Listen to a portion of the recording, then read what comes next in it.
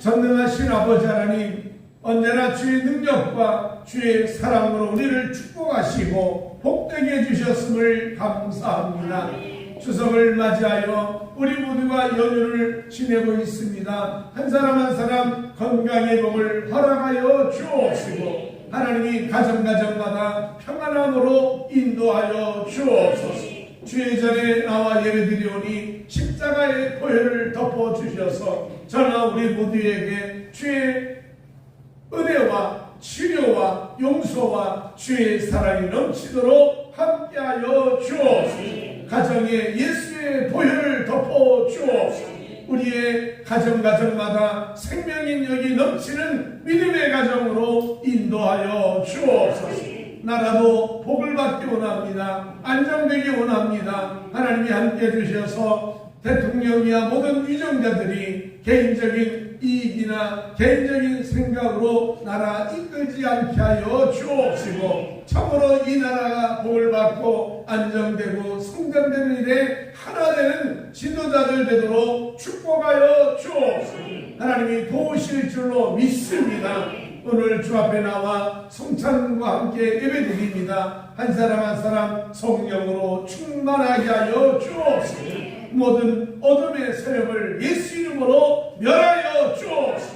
치료의 은혜를 허락하여 주셔서 건강의 복을 받으며 은혜와 능력과 사랑으로 살아가는 복된 우리 모두가 되도록 축복하여 주옵소서. 부족한 종단에서 싸우니 저나 우리 모두에게 말씀과 성령과 능력과 기적으로 충만하게 하여 주옵소서. 예수님 이름으로 간절히 기도하옵나이다.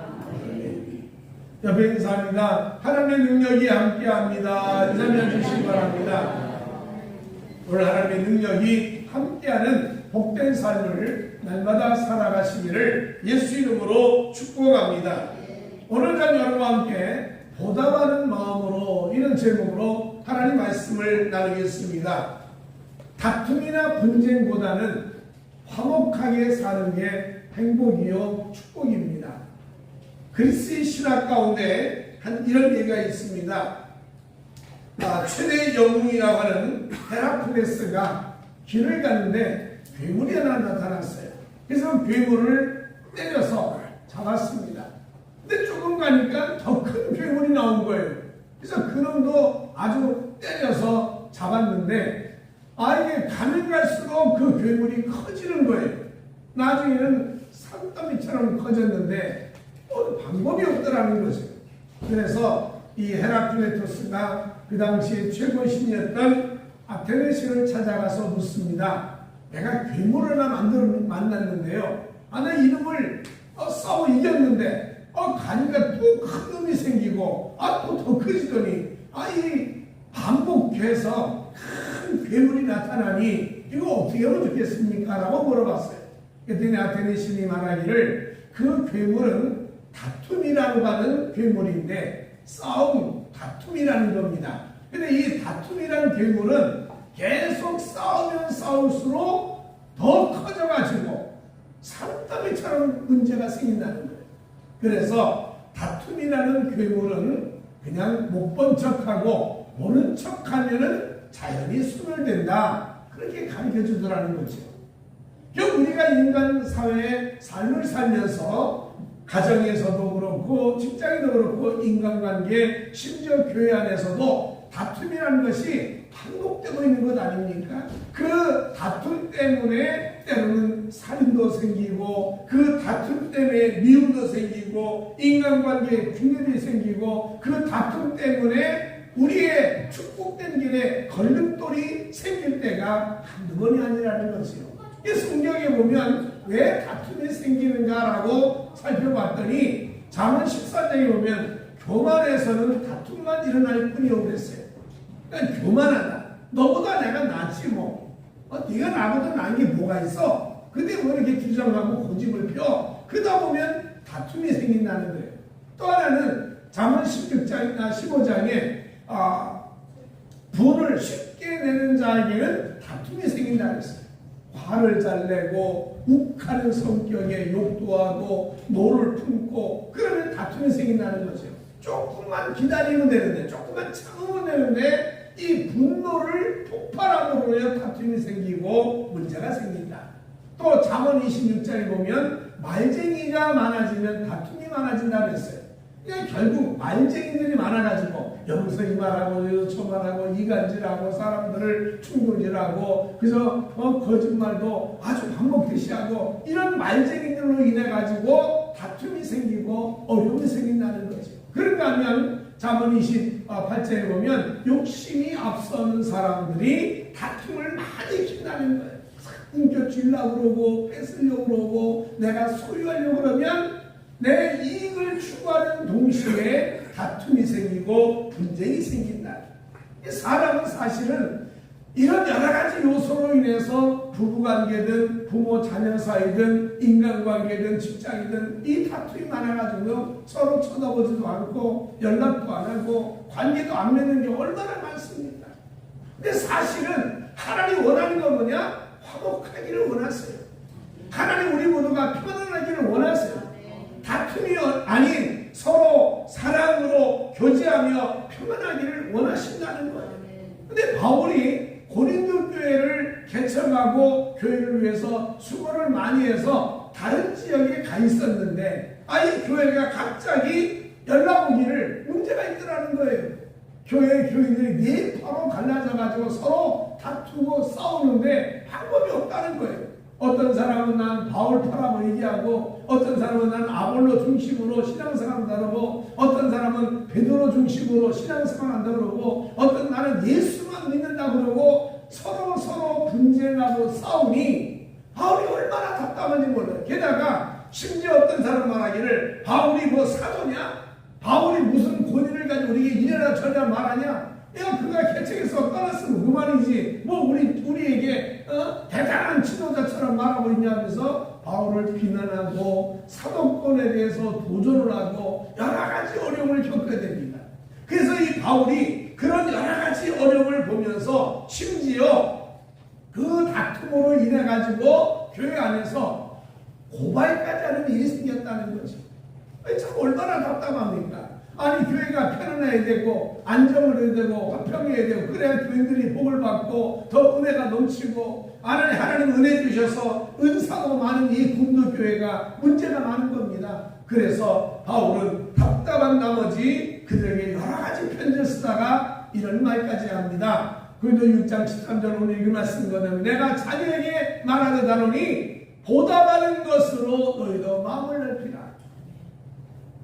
삶을 살아가면서 내가 누구 파냐, 내가 누구보다 잘났네, 못났네, 뭐 여러 가지 분쟁과 다툼, 바울이 지도자나 바울을 따라야 말아야 되느냐 하는 여러 가지 말이 많아도 중요한 건 한 가지는 보답하는 심정으로 살았으면 좋겠다는 거예요.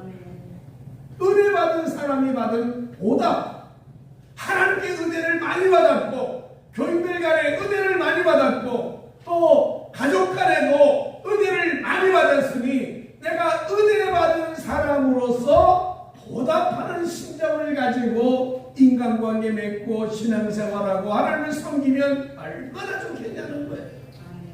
여러분 우리 모두가 하나님의 은혜를 입은 마음을 가지고 보답하는 삶을 살아가시기를 주의 이름으로 축원합니다.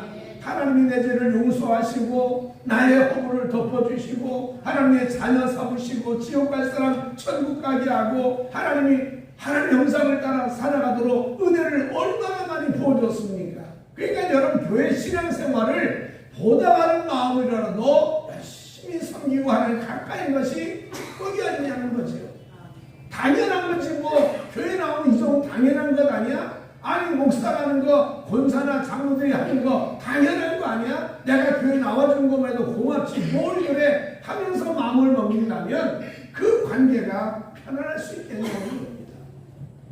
여러분 부모와 자녀가 있는 건데요. 자녀가 말합니다. 부모를 나를 낳았으면 당연히 책임져야지 뭘 당연히 하는 거 아니야? 여러분 당연이라고 얘기하게 되면 이 부모와 자녀 관계가 편하지 않습니다.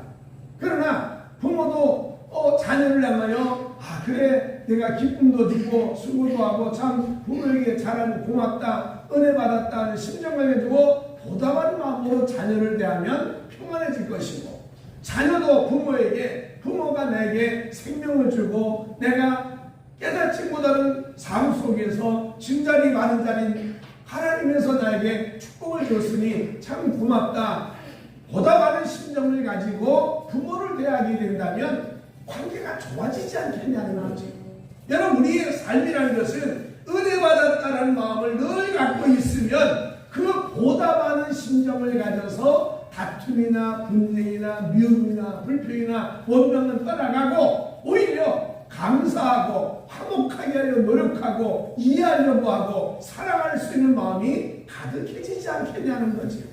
이게 바울은 교인들 보고 말하기를, 여러분이 여러 가지 문제로 분쟁하고 다툼이 있다 할지라도 그래요, 당신이 고집하는 거 바울파, 아볼로파, 예수파, 바울파 다 좋다 하더라도 중요한 건 한 가지는 신앙도 보답하는 마음으로, 인간관계도 보답하는 마음으로, 가정에서도 보답하는 마음으로 살아가면 축복이 일어나지 않겠냐는 거예요.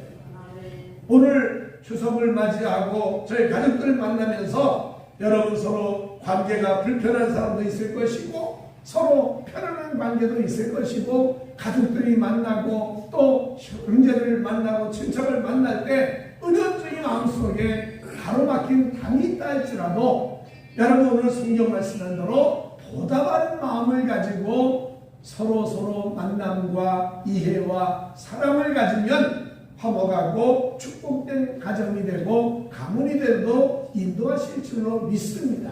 여러분, 간절히 바라기는 우리가 신앙생활 언제나 마음속에 보답하는 마음을 가지며 살아가시기를 예수 이름으로 축복합니다.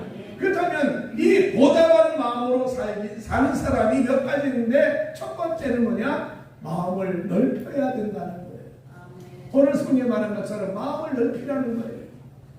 바울은 고린도 교인들을 향해서 나를 비난하고 나를 욕해도 좋다는 거예요. 그러나 나는 아버지의 심정을 가지고 여러분을 대하기 때문에 무슨 말을 듣고 어떤 비난하고 어떤 욕을 한다 할지라도 나는 마음을 넓히고 여러분들을 받아주고 있습니다 그랬어요. 고린도후서 6장 10절에 너희가 우리 안에서 좁아진 것이 아니라 오직 너희 심정에서 좁아진 것이라. 서로 이해하면 되는데 오히려 속이 좁아져가지고 넌 내 파가 아니다, 우리와 관계없는 사람이다, 너는 아볼로 중심으로 살지, 그러면 잘해봐. 바울을 비난하고 욕하는 사람들을 용납하지 못하는 이런 마음이 좁은 마음이 됐는데, 오늘 간절히 바라기는 여러분 마음이 넓어졌으면 좋겠다는 거예요. 사실 나이가 들어보면요, 우리가 싸우고 별거 아니잖아요. 막 싸우고 아웅다웅하고 네가 잘났네, 내가 잘났네, 네가 옳네, 내가 그러네 막 떠들다가도요, 내가 병이 들거나 내가 문제가 있거나 해서 가만히 생각해보면 그 별거 아닌 걸 가지고 목숨을 걸었네, 이런 일들이 얼마나 많겠냐는 거죠. 사람들이 그럽니다. 나이가 먹으면 다 평준화되니까 잘난 거 하나도 없다는 거예요. 잘난 게, 대단한 게 아무것도 없다. 똑똑하다, 뭐 공부를 많이 했다, 뭐 학벌이 좋다, 저 사람이 외모가 예쁘다, 그건 나이가 들면요 다 별거 아니라는 거예요.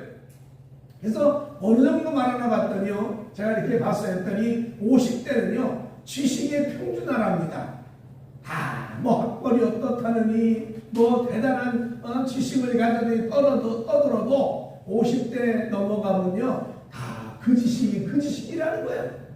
그래가지고 결국은 문제 해결할 수 있는 능력이 있냐 없냐 뿐이지, 지식이 많으냐 적으냐, 학벌이 어디 있느냐, 뭐 네가 무슨 스카이 대학을 나왔네, 네가 박사냐, 이게 아무 의미가 없더라는 거예요. 60대가 되니까는요 미모가 평준화되더래요. 예쁜 것도 별거 아니고 잘생긴 것도 별거 아니더래요. 결국 다 거기서 허위더라는 거예요. 문제는 뭐냐? 얼마나 관리를 잘했냐 차이뿐이지 다 그 얼굴에 그 얼굴 그 햇살이더라는 거죠. 그겁니다. 그러니까 외모로 교만하게 놀 것도 하나도 없대요. 70대가 되면 어떠냐? 성의 평준화가 된대요. 그 말은 뭐냐? 남편이 있으나 없으나 부인이 있으나 없으나 다 그 모양 그 모습이라는 거예요. 그러니까 남녀관계도 별로 중요하지 않대요. 그냥 남녀관계도 평간에 돼가지고 남자인지 여자인지 구분이 안 되고 서로 대화하고 사는 게 70대래요. 80대가 되면요 물질이 평준화된답니다. 쓸데없대 돈을 80대가 되면 돈 쓸데가 없대. 여러분 한번 생각해보세요. 쓸데가 있나?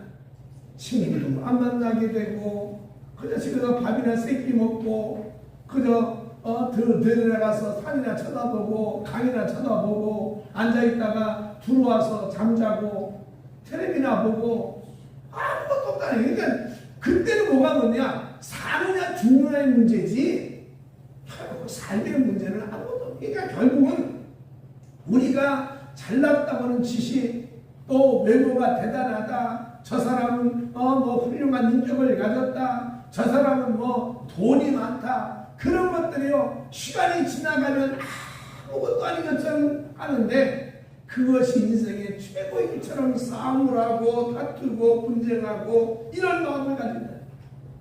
결국은 뭐가 중요하냐? 마음의 씀씀이가 중요하다. 어떤 마음을 가지고 사냐? 조금만 넓으면 되는데 마음을 조금만 넓히면 화목하게 되는데 여러분 나이가 먹으면요 마음이 좁아진다는 말을 하잖아요. 그래서 뭐라 합니까? 섭섭이가 많대요. 별거 아닌데 그렇게 섭섭하대요. 아마 그럴 거예요. 부모가 하는 말을 자식이 들으면서 상처받은 말을 꼭 마음에 담고 있을 거예요.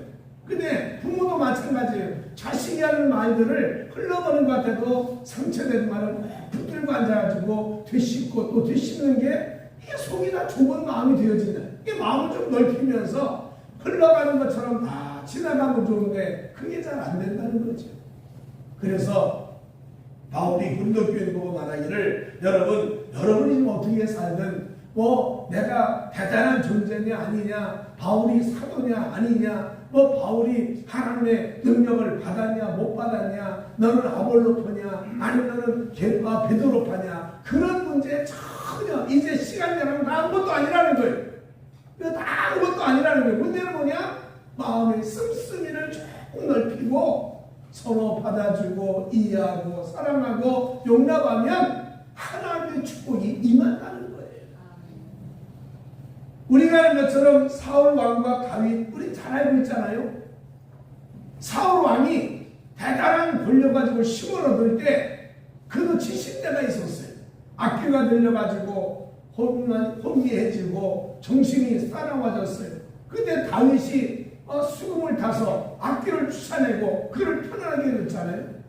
골리앗이라는 블레셋 장군이 일어나가지고 나라를 뒤흔들고 있을 때 사울을 못 이겼어요. 그 어려움을 다윗이 나가서 싸워서 골리앗 무너뜨리고 민족의 위기를 건져냈잖아요. 큰 도움을 받았어요. 게다가 이 다윗은요 사울 왕의 딸 미가를 부인 삼아서 사울 왕의 사위가 됐어요.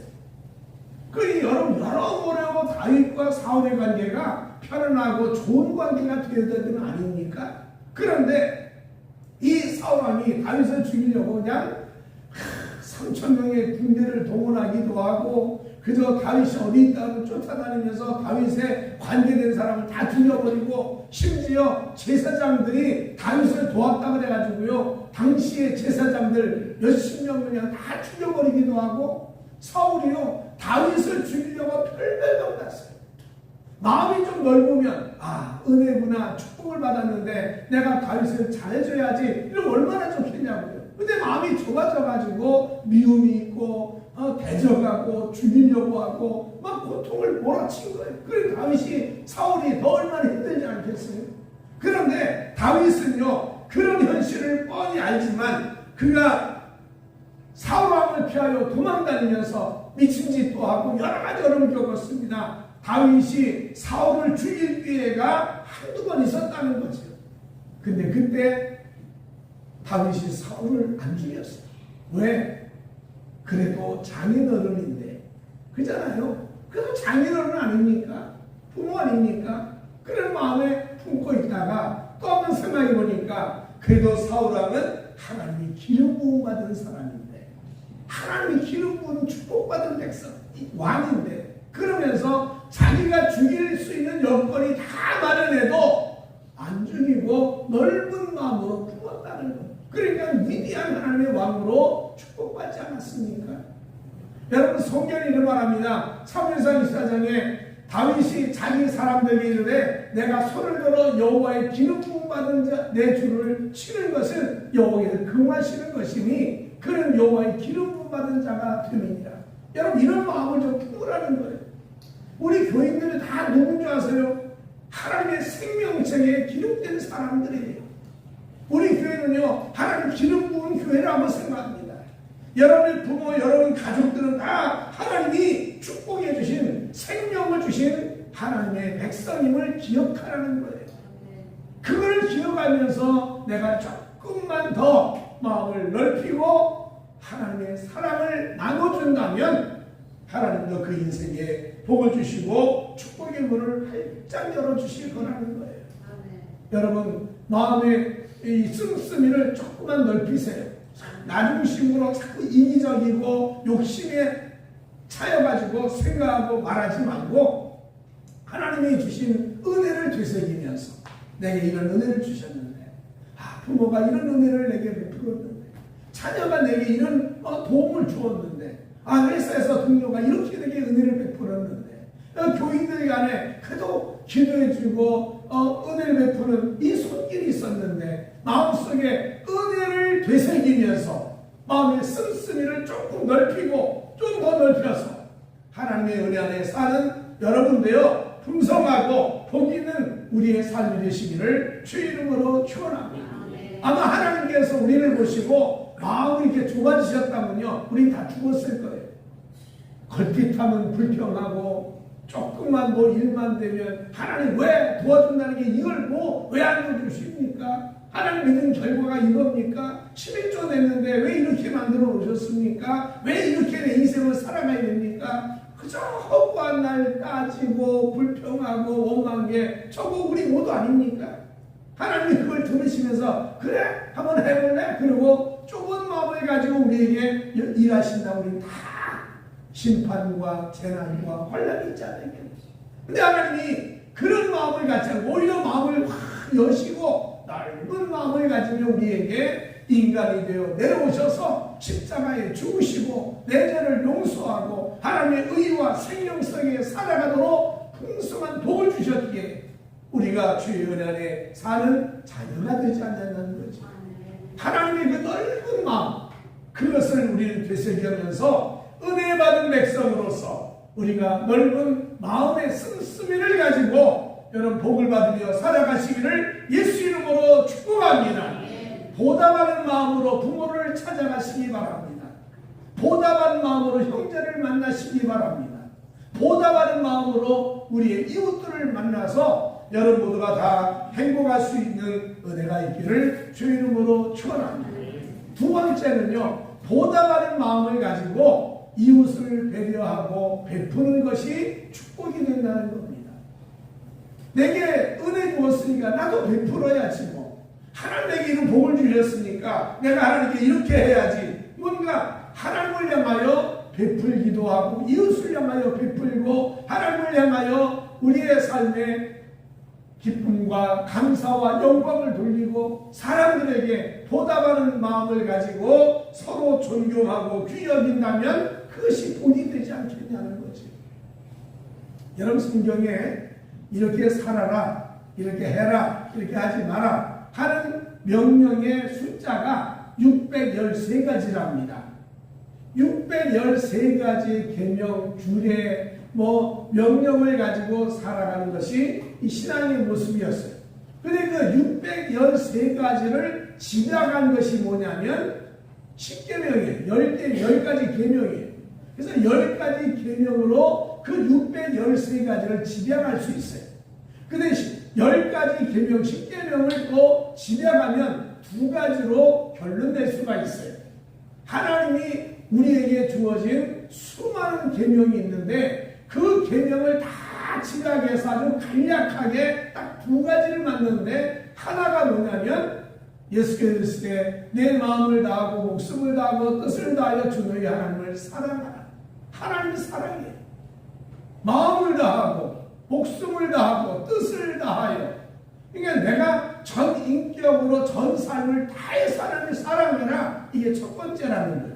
두 번째는 둘째로 그와 같으니 내 이웃을 내 자신같이 사랑하라. 이웃사랑이 또 하나예요. 그래서 성경에 나와 있는 모든 계명을 두 가지로 요약했는데 하나가 하나님 사랑, 이웃사랑이라는 거죠. 여러분 하나님 예쁜 사랑을 내가 한번 감사히 여기면서 보답하는 마음으로 하나님을 섬기고 이웃을 섬긴다면 내 걸음걸음마다 다 복이 되고 축복이 될 수 있다는 거죠. 사람들 왜 나를 싫어합니까? 사람이 날 왜 미워합니까? 여러분 보답하는 심정으로 이웃을 대하고 그들에게 배려하고 그들에게 선을 베풀면요 당연히 그들을 좋아할 수밖에 없어요. 우리가 하나님 주신 은혜를 보답하는 심정으로 살아가면 축복이 될 줄로 믿습니다. 이제 여러분 마음속에 보답하는 심정을 가지고 미움을 다 버리시기를 주 이름으로 축원합니다. 미워하는 마음을 다 버리세요. 내가 마음속에 가진 상처 또 하나님께 기도하면서 자꾸 풀어버리자고요. 다 하나씩 버려나가자. 그 용서하고 살아간다면 하나님 우리와 함께 하잖아요. 성경에 이런 말합니다. 채소를 먹으며 서로 사랑하는 것이 살찐 소를 먹으며 서로 미워하는 것보다 낫다고 했어요. 안 그렇습니까? 미워하고 얼굴 찡그리고 앉아 밥 먹는데 취하지요. 그게 무슨 도움이 되겠어요? 그러나 화목하게 하고 사랑하는 마음으로 식사를 하게 되면 복이 되고 축복이 되지 않겠습니까? 그래서 우리는요 하나님을 위해서 또 여러분 교인들을 위해서 우리 인간관계에 항상 내가 조금만 손해보지 그런 마음으로 살아가면요 축복이 임하게 되는 거예요. 악착같이 내 걸 챙기려고 그러니까 문제가 생기지요. 내가 은혜 받았으니까 저 사람 나에게 이렇게 해줬으니까 내가 조금 양보하지 뭐 그러면요 충분히 화목해질 수 있어요. 근데 이게 얼마나 중요한 줄 아세요? 내가 조금만 양보하면 돼요. 내가 은혜 받았으니까 저 사람 나에게 도움을 줬으니까 그래서 저 사람 나를 기대주고 있잖아 고맙지 뭐 그런 마음을 조금만 가진다면 그 보답하는 심정으로만 대하더라도 인간관계가 좋아진다는 거죠.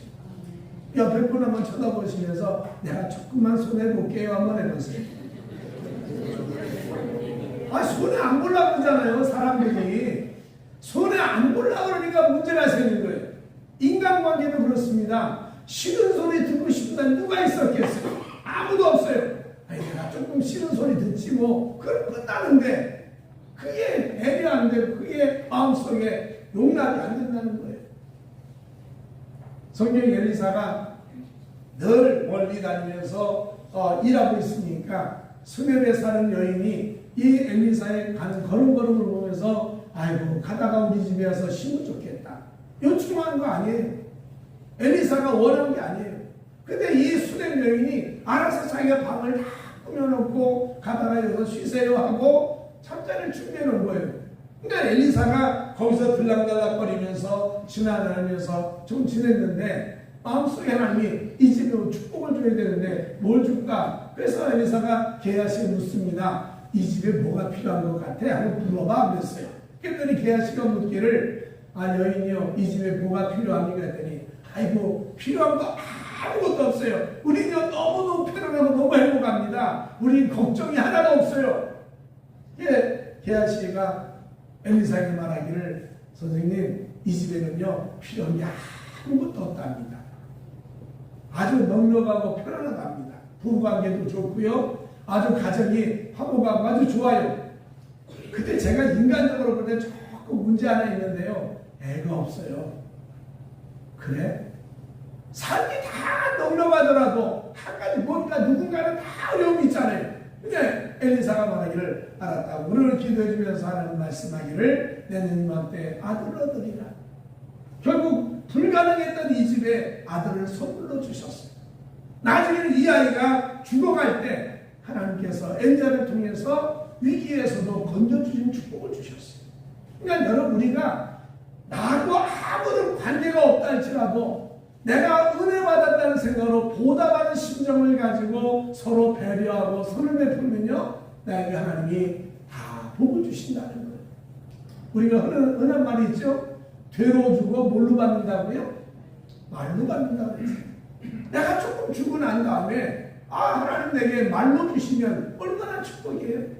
돌 같은 거 하나 줬는데 하나님 금덩이를 넣어주신 거와 똑같은 거예요. 그러니까 우리가 조금만 더 힘들지만 내가 조금만 손해보지 그런 마음을 가지면서 여러분 보답하는 심정을 가지고 베풀고 또 배려하고 여러분 긍휼을 베풀며 살아가는 삶이 되시기를 주 이름으로 축원합니다. 보답한 마음으로 부모를 찾고 보답한 마음으로 교회를 가까이 하고 보답하는 마음으로 봉사도 하고 보답하는 마음으로 먼저 인사하고 존경을 하게 되면 하나님도 우리의 삶에 또 다른 은혜를 내려주신다는 거지. 그래서 우리 함께 보답하는 심정으로 이웃관계를 맺으며 살아가시기를 예수 이름으로 축복합니다. 세 번째는요, 보답하는 마음으로 복음을 전하며 살자는 겁니다. 여러분 인생의 가장 축복이 뭐냐? 예수 믿는 거예요. 믿으십니까? 내 예수 믿고 재수 되게 없어. 이런 경우가 흔하지 않을 거예요. 예수 믿고 다 잘 됐다. 예수 믿고 내가 편안해졌다. 예수 믿고 우리 가정이 좋아졌다. 이런 말을 많이 들을 수 있지 않겠어요? 바울은 분명히 말합니다. 우리가 복음이 들어가야 인생이 변화된다는 거예요. 성경의 로마서 1장에 말합니다. 내가 복음을 부끄러워하지 아니하노니. 여러분 복음 부끄러워하지 않는 이유가 뭔지 아세요? 복음에는 하나님의 능력이 담겨있고 구원이 담겨있기 때문이라는 거죠. 예수 믿는 것을 부끄러워하지 않는 것은 축복이라는 거예요.